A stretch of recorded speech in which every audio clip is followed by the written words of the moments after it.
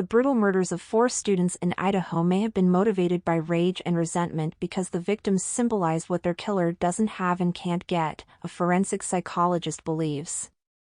Bryan Kohberger was arrested in late December 2022 and charged with first-degree murder and burglary in connection with the deaths of 4 students in Moscow, Idaho, on November 13, 2022.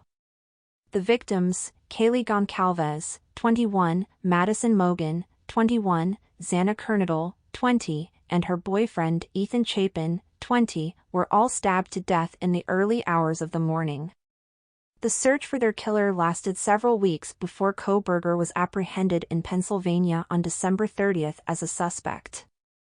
Police say DNA evidence found on a knife sheath left behind at the crime scene was a match for Kohberger.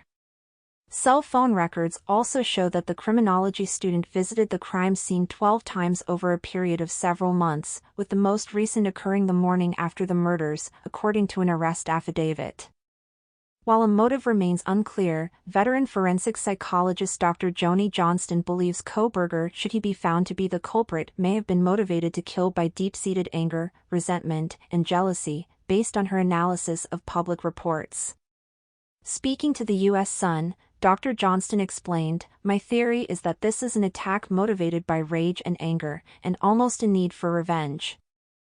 I don't mean necessarily that there's this kind of need for anger or revenge against these specifically. But it could be a murder by proxy thing." Stopping short of suggesting the suspect may have been an incel or an involuntary celibate, Johnston says the sole suspect may have harbored resentment toward his female victims in particular. The victims he chose may symbolize what he doesn't have and can't get, and so he's angry about that, she said. These are young, attractive girls living in a college town. In his mind, he needs to take power, take control, and get revenge on these individuals because of who and what they symbolize.